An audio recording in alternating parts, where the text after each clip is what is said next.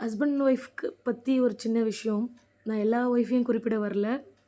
தயவுசெய்து புரிஞ்சுக்கங்க. நான் அப்படி இல்லைன்னு யாரும் என்ட்ட சண்டைக்கு வரக்கூடாது. இப்போ எப்படின்னா, உங்களோட ஹஸ்பண்டோட இன்கம் 25,000 இருக்குது அப்படின்னா, நீங்க பெரிய ஷீட்டா வைக்காதீங்க. நீங்க தான் குடும்பத்த நடத்துறீங்க. உங்களுக்கு எல்லாமே தெரியும். ஆனா, அவரோட வருமானத்துக்குள்ள நீங்க குடும்பம் நடத்துனீங்கன்னா, உங்க வாழ்க்கையும் இனிமையா தான் இருக்கும். இது வாங்கணும், அது வாங்கணும், குழந்தைக்கு இத செய்யணும், அத செய்யணும்னு அவர் மேல திணிக்க திணிக்க என்ன ஆயிடும், வீட்ல உங்ககிட்ட எதையுமே காட்டிக்காம, வெளியில போய் ரொம்ப நம்ம அவள சந்தோஷமா வைக்கலையோ, இவ எதிர்பார்க்குறாங்களே, நம்ம இன்னும் சம்பாதிக்கணுமா, ஓடணுமோ அப்படின்னு சொல்லி ரொம்ப ஓட ஓட அவங்களோட ஹெல்த்தும் பாதிக்கும். இருக்கிறத வச்சு வாழ்றதுக்கு இந்த காலத்தில கண்டிப்பா முடியும். முடியாதது ஒண்ணுமே கிடையாது. ஸோ எந்த லேடீஸுமே ஹஸ்பண்ட் கிட்ட இத பண்ணணும், அத பண்ணணும்னு சொல்லி ரொம்ப டார்ச்சர் பண்ணாதீங்க.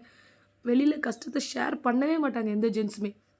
உதாரணத்துக்கு என்னோட ஹஸ்பண்ட் கிட்டயே நான் ஒரு விஷயம் கேட்டேன்னா, ஆமா எப்ப கிடைக்க போகுதுன்னு நான் அசால்ட்டா அவர புண்படுத்திருவேன். ஆனா, அந்த வார்த்தையே அவர வந்து ரொம்ப காயப்படுத்துன்றத நான் லேட்டா தான் புரிஞ்சுக்கிட்டேன்.